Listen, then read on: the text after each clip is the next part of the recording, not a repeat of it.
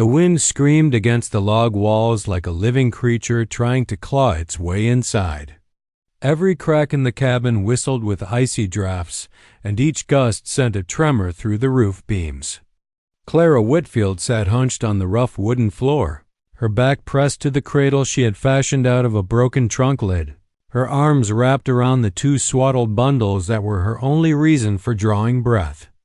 The twins' small bodies radiated a fragile warmth, but their cries had dwindled to whimpers thin, pitiful sounds that cut deeper than any blade. Her husband's axe still leaned by the door, frost crusting its handle. He had been buried weeks ago beneath a mound of earth frozen so hard she had to break it with that very tool. One misstep in the snow-laden forest had taken him from her. A felled pine, a crushed ribcage, and his labored breath rattling away into silence before she could fetch help. Since then, Clara had lived in a haze of grief and stubborn survival, trying to keep the cabin alive with what little food he had stored before winter. But now the storm had swallowed the world whole. The blizzard came like a thief in the night. One moment the world outside was silent and gray.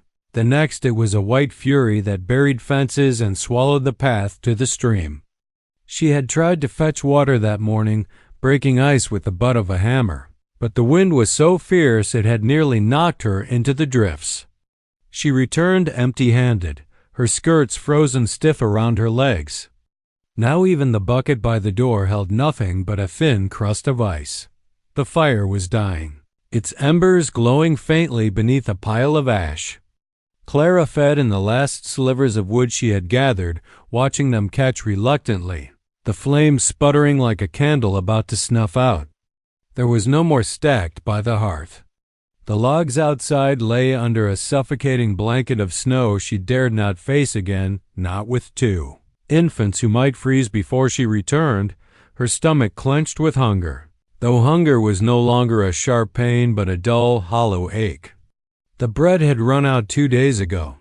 The dried beans, stretched thin with melted snow, had been fed to her babes in weak broth.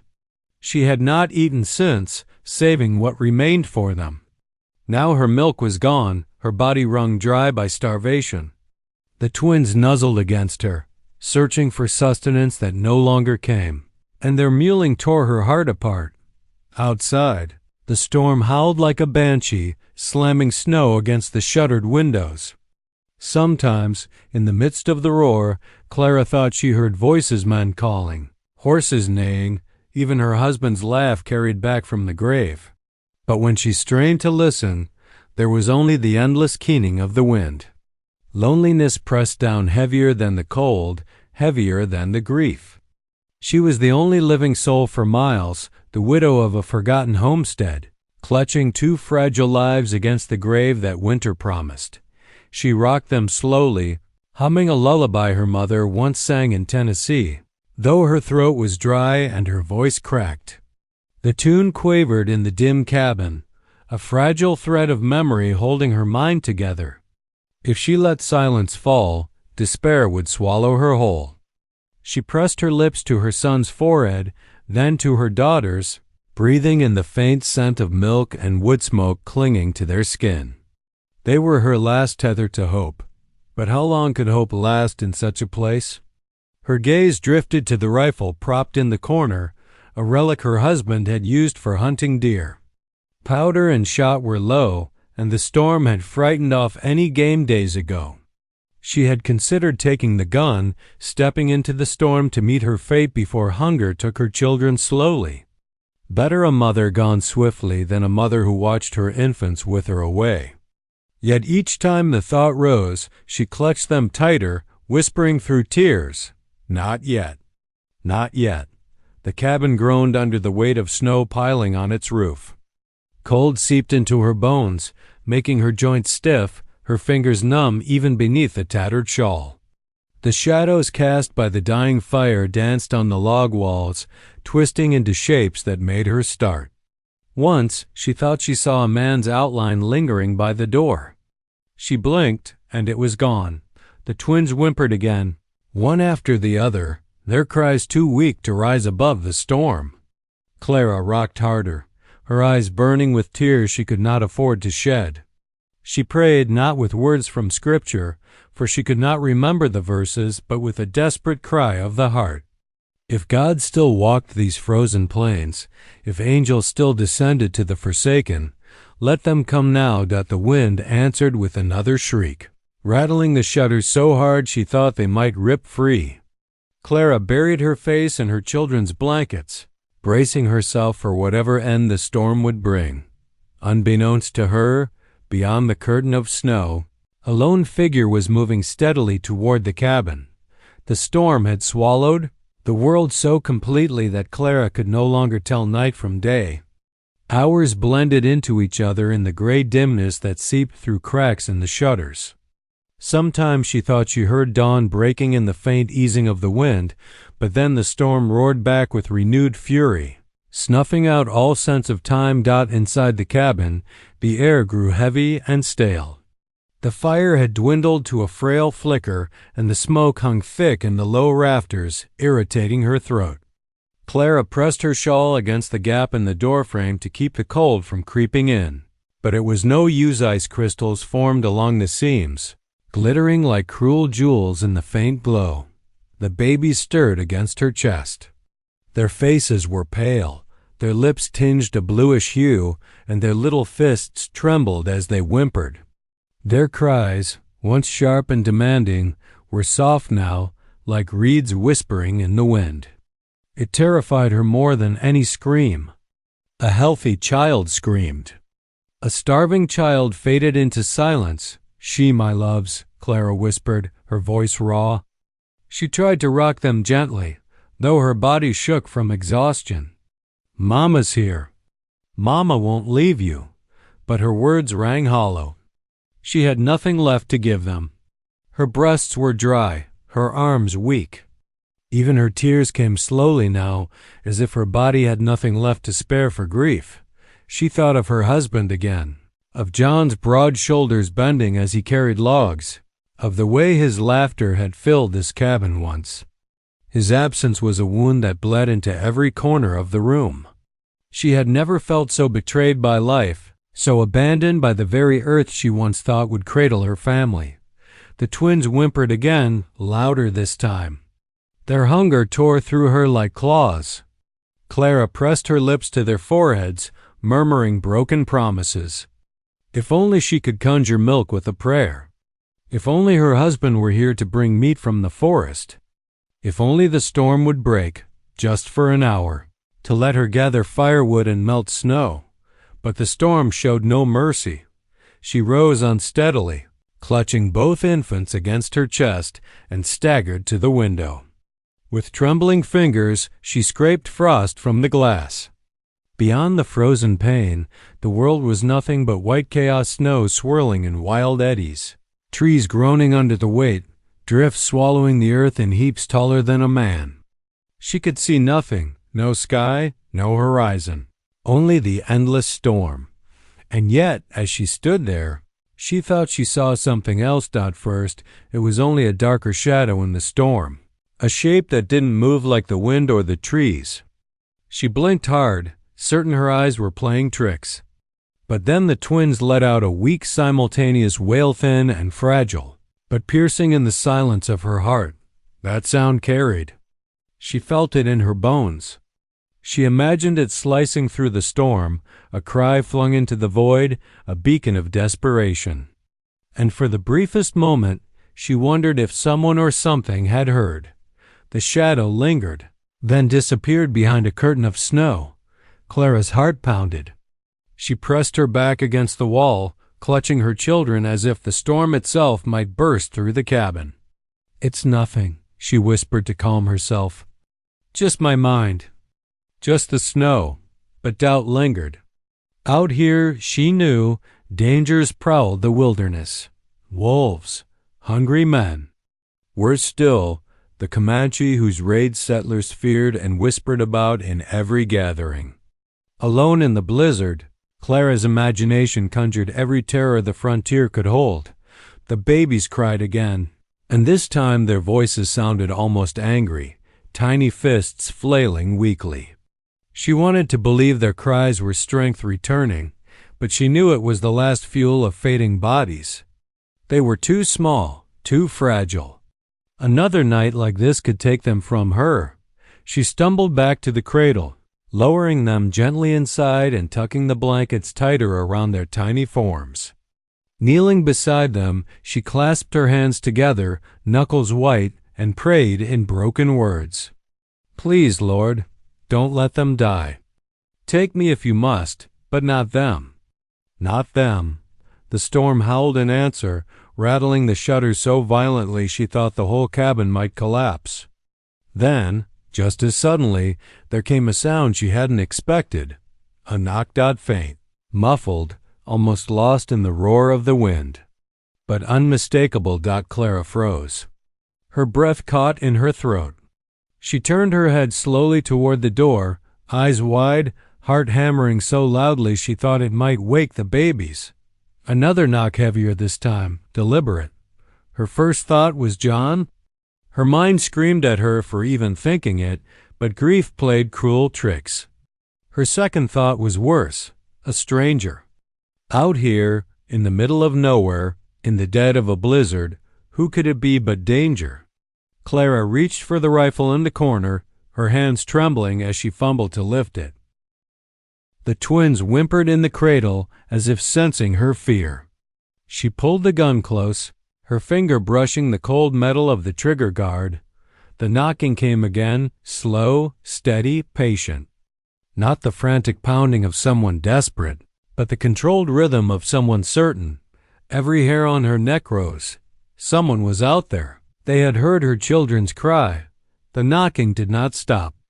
It came again, low and deliberate, as though the storm itself had grown hands and was testing the strength of her door. Clara's breath came fast, fogging the air in front of her lips. She tightened her grip on the rifle, the barrel wobbling as her arms trembled from hunger and fear. No one should have been out there. No settler could survive a blizzard like this. No neighbor lived within 10 miles, and even then, what neighbor would come wandering through snow that swallowed horses whole? The thought crept into her mind like poison. This is no neighbor. Another knock, harder now. Go away. Clara's voice cracked, swallowed almost instantly by the howl of the wind. Her eyes darted to the cradle. The twins whimpered, shifting weakly under their threadbare blankets. The sound might as well have been a beacon. Whoever stood outside had heard it before, had followed it here. The latch rattled. Clara's heart lurched. She raised the rifle, aiming it clumsily at the door. "I'll shoot," she cried, though she wasn't even sure if she could manage it. Her powder was low, her shot rusty, and her hands shook so badly she could barely hold the weapon steady. The door creaked open, slow, reluctant, as if pushed by a heavy hand or by the storm itself.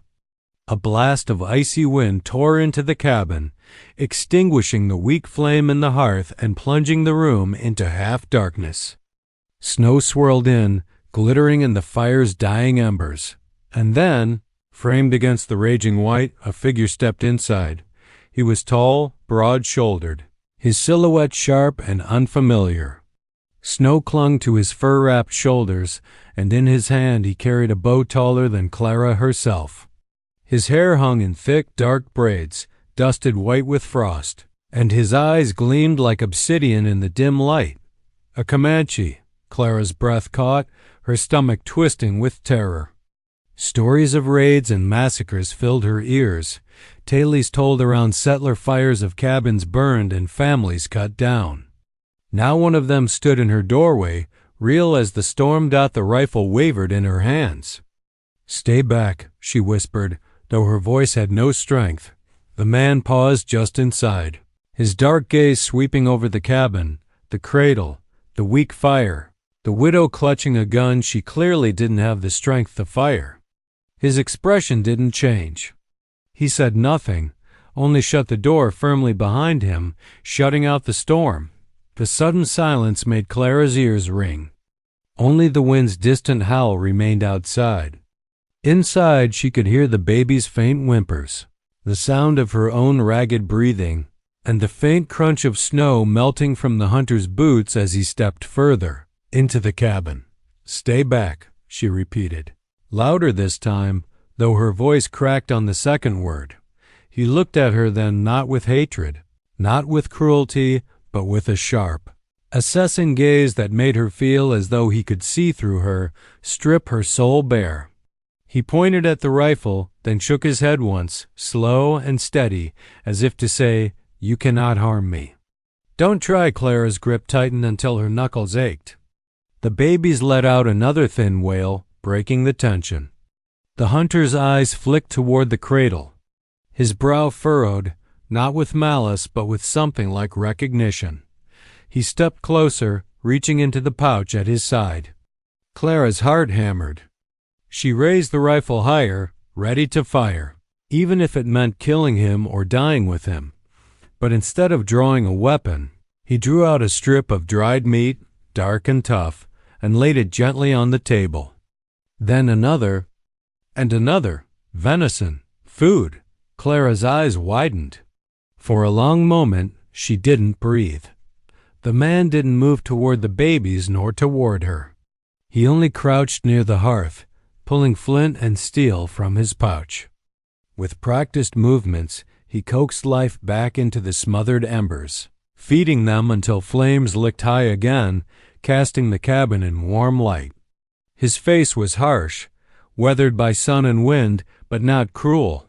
Clara's arms sagged. The rifle dipped, though she still clutched it like a lifeline. "Why?" she whispered, half to herself, half to him. "Why help us?" He looked up, his gaze meeting hers. For the first time, he spoke, his voice low, resonant, his English halting but clear. "Babies," he said, nodding toward the cradle.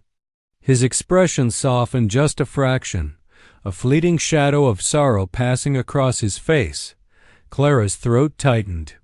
Her fear did not vanish. How could it? A Comanche stood in her cabin. But alongside fear, another feeling crept in, unbidden and unfamiliar. Relief. For the first time since the blizzard began. She was not alone. The fire crackled again, its flames rising strong under the hunter's careful tending. Warmth crept back into the cabin, seeping into Clara's frozen bones. Yet her heart remained ice. She did not lower the rifle, though her arms quivered from holding it too long. The man sat on his heels beside the hearth, the glow painting his cheekbones in harsh relief. He seemed utterly unbothered by the barrel aimed at his chest. His dark eyes flicked to her every so often, calm, unreadable, like a wolf who had cornered prey but had no intention of striking yet. Clara licked her dry lips. "Why are you here?" she demanded, her voice hoarse. The babies stirred in the cradle, their weak cries punctuating her words. The hunter said nothing at first. He pulled a knife from his belt. Clara's stomach lurched, but instead of turning it on her, he used it to slice the venison into strips, laying them carefully on the table. Then he looked at her, his English halting but deliberate. "Storm," he said, gesturing toward the shuttered window. "Hunt. Finish. Here, cry." He tilted his head toward the cradle. Clara's hands tightened on the rifle. "You heard them," he nodded once. "Babies," the word again spoken with strange reverence, almost like a prayer. Clara's fear warred with confusion.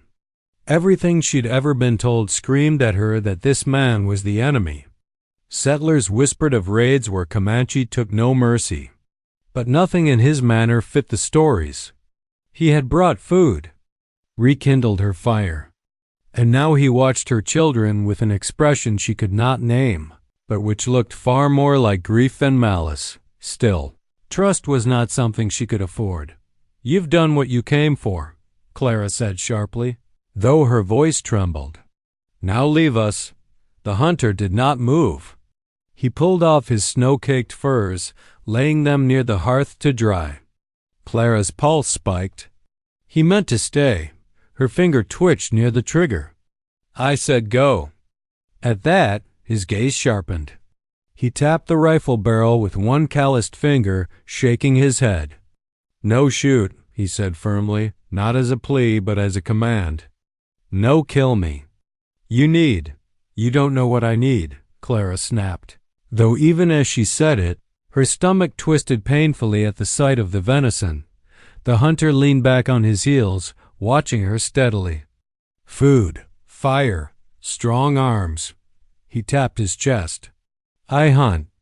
"You," he gestured toward the cradle. "Babies. Weak." Clara's cheeks burned with shame and fury. How dare he? Yet she could not deny the truth of his words. She was weak. She had nearly let her children freeze to death before this stranger stepped through her door.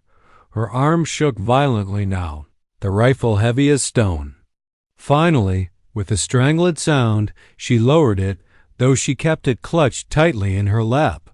The hunter inclined his head slightly, as though acknowledging a battle won. An uneasy silence stretched between them, broken only by the hiss of the fire and the restless whimpers of the twins. Clara moved to the cradle, gathering one of the babies into her arms. The child's face was gaunt, lips cracked, eyes fluttering with exhaustion. Her heart clenched. The hunter watched. Then, without a word, he reached into his pouch again and drew out a small leather flask. He offered it across the fire. Clara stiffened.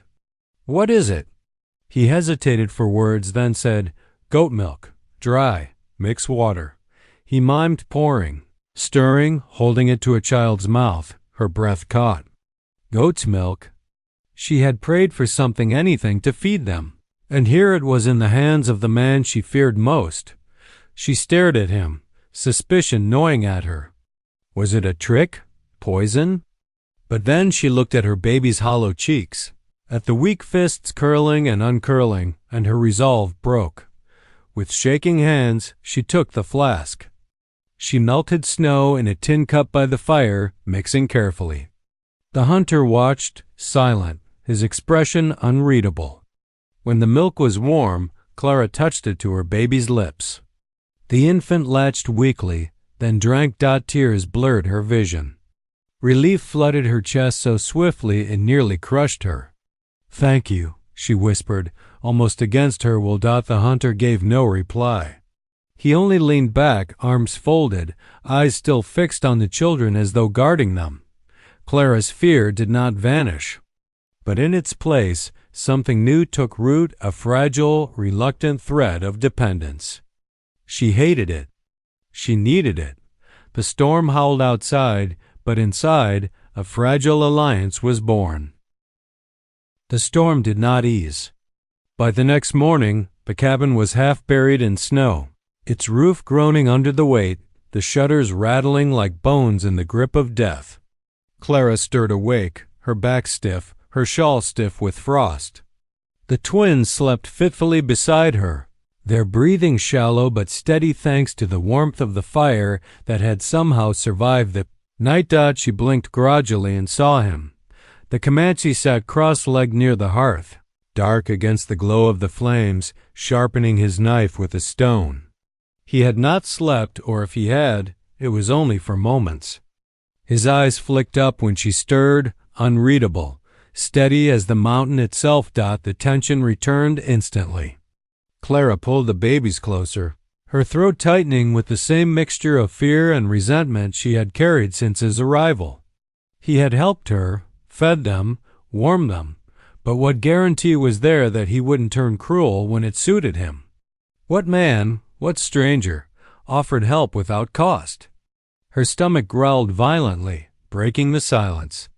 She flushed with humiliation. The hunter set aside the knife, rose, and pulled on his furs without a word. Clara stiffened. "Where are you going?" He slung his bow across his back, pulled a bone-tipped spear from the corner where it leaned, and moved toward the door. He pointed at the hearth, then at her, his gestures blunt. "Stay. Keep fire. Protect children." Then he said, "Hunt." Before she could protest, he pushed open the door. The wind shrieked into the cabin, whipping her hair, and snow swirled like a wall of white. He disappeared into it as if swallowed whole. The door slammed shut behind him. Clara stared at the empty space where he had stood, her pulse pounding. The storm was deadly. Men had died steps from their homes, lost in drifts or frozen stiff within sight of a door. He was gone now, perhaps never to return, and part of her, the hardened part, told her she should hope he didn't. Yet when the twins whimpered in their sleep, she felt the doubt gnaw. If he didn't come back, what then? No wood, no food. No milk, no fire. The hours crawled. Clara tried to tend the flames, but the logs burned quickly, shrinking to embers before she dared fetch more. The pile dwindled with terrifying speed. She wrapped the twins in everything she owned: shawls, skirts, even her husband's old coat, but still their skin felt cool against her hand. Blizzard battered the cabin like a giant's hand, shaking the very timbers. At one point she heard a deep crack outside, a tree splitting under the weight of ice, the crash muffled but close. She startled at every sound, rifle always within reach, though she knew bullets couldn't kill hunger or cold. She rocked her babies, humming again, though her voice was hoarse. Her thoughts circled like wolves. He won't come back. He's left you. Or worse, he'll return, and this time it will be for blood. When the door finally creaked open, Clara nearly dropped the rifle in her haste to grab it. Snow blasted in once more, and the hunter stumbled inside. His shoulders heavy with frost, his arms laden with wood. He dumped the logs unceremoniously by the fire, shaking himself like a great beast, then pulled a small bundle from his pouch. Strips of rabbit, freshly killed, frozen stiff. He laid them beside the venison, then crouched to coax the fire higher. Clara watched, speechless. His face was raw from the wind, his lips cracked, his cheeks seared red with cold, but he moved without complaint, feeding warmth and food into her failing home as though it were his own. At last, she found her voice. You could have died." He looked up at her, his expression unreadable. Then he spoke in his halting English, a trace of something hard beneath the words. "Better me," he said, "than babies." The words struck her like a blow. She stared, throat tightening, unable to answer. The hunter ate little himself, chewing only a strip of dried venison before handing the rest toward her. She hesitated, torn between pride and need, but her body chose for her. She devoured it, shame burning her cheeks. He watched, but not with scorn only, with a quiet patience that unnerved her more than hatred would have. When the babies drank warm broth later, their tiny cries softened, and Clara found herself whispering a prayer she hadn't dared utter in days. Not for rescue, not for her husband, for this storm to pass, and for this strange man to survive it with them.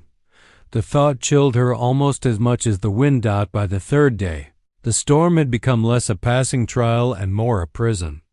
Snow had swallowed the world whole. When Clara peered through the shutter cracks, all she could see was a wall of white pressing in. The silence between gusts was worse than the roar itself, heavy, suffocating, as though the whole earth held its breath. Inside the cabin, survival had become a rhythm of necessity. The hunter Tayan, she had learned his name when he muttered it in answer to her stiff question, brought wood, melted snow, and carved meat with silent efficiency. Clara tended the twins, keeping them warm and fed, though every moment she felt the weight of his presence pressing at her nerves. They spoke little, their words broken by the barrier of language. His English was halting, her Comanche non-existent. Yet sometimes their silence seemed to speak more than words. On the third night, as the fire burned low and the twins finally slept, Clara sat hunched by the hearth, her hands trembling as she mended a blanket with numb fingers. Across from her, Tayan whittled a scrap of wood into shape. His knife moved swiftly, cleanly, as curls of wood dropped into the fire. At last, curiosity outweighed fear. Clara's voice was quiet, cautious. "Why do you help us?" The knife paused.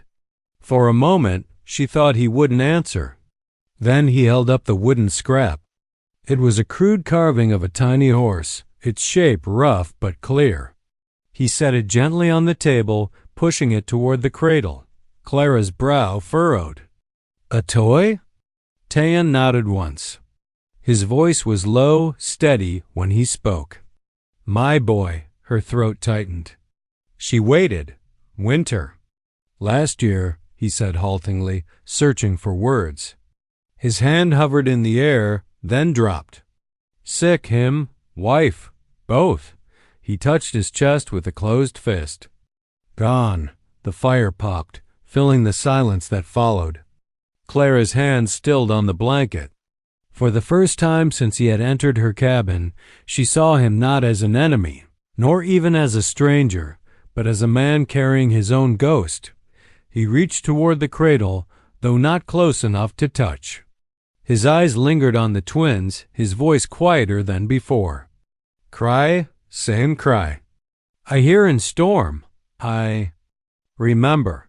His English faltered, but the meaning was clear. Clara swallowed hard. Grief rose in her chest, heavy and suffocating, because she knew what it meant to bury the one who was supposed to walk beside you through every winter. She looked at him, at the weight in his gaze, and for the first time she saw not the threat she had feared, but a reflection of her own pain. "You lost them," she said softly. He inclined his head once, the motion almost reverent. Silence stretched between them, not tense now, but fragile, tentative, like a bridge just beginning to form across a deep chasm. Clara set aside her mending and glanced at the wooden horse. It was crude, yes, but shaped by a careful hand. She picked it up, ran her thumb across its rough edges, then set it gently beside her son's tiny hand. The baby stirred, curling his fingers around it even in sleep. Tahan's gaze softened, and for a fleeting second, Clara saw something she had never expected, a smile. Small, faint, and gone almost as quickly as it came, but real. Her defenses trembled. Against her will, she whispered, "Thank you." He gave a short nod, as though to say no thanks were needed. The storm moaned outside, pressing its cold weight against the cabin walls, but inside the fire glowed warmer, steadier. For the first time in days, Clara felt a sliver of calm. Not safety, not yet, but a pause in the constant grip of fear. Still, doubt gnawed at her. This was the man her people had been warned about, the man settlers cursed around fires, the man mothers used to frighten their children into obedience. Could she trust him? Or was this quiet, this strange kindness, just another mask? She looked at her children warm, alive, breathing because of him, and realized the choice wasn't hers alone anymore. For now, she would take the risk. The storm finally broke. It did not end with fanfare or sudden calm, but with a slow, grudging retreat like a great beast exhausted after days of rage. The winds weakened, the drifts settled, and pale sunlight bled through cracks in the shutters. Clara opened them cautiously and gasped. The world outside had changed. Trees bowed under their burden of snow, fences vanished, the cabin nearly entombed. The sky stretched wide and brilliant, but the silence was unnerving, so deep it felt sacred. After so many days of the storm's voice, the quiet pressed harder against her ears than the roar ever had. Inside, the fire crackled. The twins slept, cheeks flushed pink for the first time since before the storm. Clara held them close, her heart swelling with relief, but dread quickly followed. The blizzard might have passed, but survival was far from certain. Their food was nearly gone, her strength waning, and the nearest settlement was days away through snow that could swallow a horse. Tahan seemed to know it too. He moved with purpose, sharpening his spear, checking the bowstring, his expression set in stone. When Clara caught his eye, he pointed toward the horizon, then to his chest. "Come," he said simply. Her stomach lurched. "Come? Where?" He pointed again eastward, into the endless sweep of white. Then he touched his chest once more. My people. The words struck her like cold water. No, she said at once, clutching the babies tighter. I can't, I won't. His brow furrowed, but he did not argue. He crouched by the cradle, holding her gaze, his voice steady but firm. Here. Die. You babies. Snow too deep. No food. Alone. He shook his head sharply. Then he touched his chest again. With me, live. Clara's pulse hammered. Go with him? Into Comanche territory. Her people would call it betrayal. They would call her defiled, her children lost. She imagined whispers, turned backs, the preacher's voice condemning her as though she had chosen sin instead of survival. Her eyes burned. If I go with you, I can never go back. Tehan tilted his head, his dark eyes steady on hers. He did not understand all her words, perhaps, but he understood enough. He spoke carefully. Back? Where? Husband dead. House. He gestured around the small cabin, half buried, its timbers groaning. No back, only forward. Clara's throat closed. His bluntness cut sharper than cruelty. He was right. Everything behind her was gone, her husband, her neighbors, her old life. All that remained was here in her arms, two tiny hearts beating against her chest. She wanted to argue, to scream, to tell him he could not know what it cost her. But then came the sound, a howl, long, mournful, too close. The kind of sound that made blood run cold. Clara froze. Another answered, farther off but no less chilling. Wolves. The baby stirred, whimpering. Tayan's head snapped toward the sound. His hand went instantly to his bow. He rose, silent and sure, moving to the door. Clara followed with wide eyes. Every nerve in her body taut. The howls came again, closer this time, circling. A pack. Drawn by the scent of rabbit hides, venison, perhaps even the faint cries of her children. Clara's breath came shallow. Tahan opened the door a crack and scanned the white expanse. He muttered something low in Comanche, words she didn't understand but which carried the weight of a prayer or a promise. He shut the door again and turned to her. Tonight, he said, his voice clipped. We go, before wolves. Before hunger. Clara clutched the rifle, though she knew it would do little. The thought of leaving the cabin, of stepping into that white wilderness, terrified her. Yet the howls kept echoing, circling, reminding her that the cabin was no fortress. It was a coffin waiting to close. She looked at her babies, their tiny fists curling, their mouths twitching in sleep. Then she looked at Tehan, his figure solid and certain in the firelight, his bow already strung, his eyes hard with resolve. Her choice was no longer a question of pride or fear. It was survival. When he extended his hand toward her, broad and calloused, Clara's heart thundered. Behind her lay the grave of her old life. Before her lay the unknown Comanche lands, strange faces, danger she could not name. Slowly, trembling, she shifted the twins in her arms and took one step toward him. The night air hit like a blade. Sharp, merciless, filled with the kind of cold that gnawed through furs and flesh alike. Clara gasped as she stepped out, the twins wrapped tight against her chest, their warmth the only proof she was still alive. The cabin, her last refuge, stood behind her, half buried in snow. Its crooked chimney and sagging roof looked less like a home and more like a tomb marker. She stared at it for a moment, aching, grieving, knowing she would never see it again. Then she turned away. Tayan walked ahead, his step sure and silent despite the snow's depth. He moved like a shadow, scanning the horizon, bow ready. The sky stretched overhead, black and vast, scattered with stars so sharp they looked like they could pierce skin. The only sound was the crunch of their feet and the faint whimper of the twins when the wind touched their faces. Clara's legs burned with every step. She was not strong enough for this, she knew it in her bones. But each time her knees threatened to buckle, she tightened her grip on her children and forced herself forward. If she fell, they would fall with her. That was unthinkable. Somewhere behind them, a howl split the silence. Clara's heart lurched. Her breath quickened, mist curling in the air. She glanced over her shoulder. Nothing but the endless white, shadows stretched by starlight. Yet she felt the wolves' presence, circling unseen, waiting for weakness. Tahan stopped, raising a hand. She froze, clutching the twins to her chest. His head tilted, listening. Then, slowly, he motioned her forward again.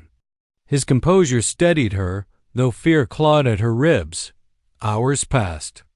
The snow grew deeper, the cold crueler. Clara stumbled once, nearly falling, but Tahan caught her elbow before she hit the ground. His grip was firm, steadying, then gone. He did not speak, he didn't need to. The touch itself was enough. Move forward. At last, when her strength frayed to its last thread, Tahan guided her toward a small grove of pines pressed close together. There, sheltered from the wind, he scraped away snow with quick, practiced motions and built a fire that seemed to spring from the earth itself. Clara sank down beside it, shivering so hard her teeth rattled. The babies stirred, fussing, their cries shrill in the frozen stillness. She tried to hush them, rocking gently, but exhaustion blurred her senses. For a moment she feared she would collapse entirely, her body giving out at last. Then she felt something draped across her shoulders. A heavy pelt, warm with the hunter's own body heat. She looked up, startled. Tahan was already crouched by the fire, feeding it, his profile sharp against the glow. Their eyes met. No words passed. Yet in his gaze she saw something steady, something unyielding, not the wildness her people had warned her of, but a promise. The wolves howled again, closer now. But the firelight pushed back the dark, and Tahan's hand never strayed far from his bow. Clara pressed her lips to her babies' heads. Her heart still trembled with fear, but beneath it pulsed something else, fragile, unfamiliar. The tiniest spark of trust. She thought of the cabin, swallowed by snow, of the grave where her husband lay, of the world she had lost. There was no going back. Only forward, into this unknown path with a man who was once her greatest terror. The fire crackled. The twins quieted, and the night stretched on. Somewhere beyond the horizon lay his people, her future, and a road she could not yet see. For the first time since the blizzard began, Clara closed her eyes, not in despair, but in surrender to what might come. And in the silence between the wolves' cries, the stars above seemed to whisper, "Survive."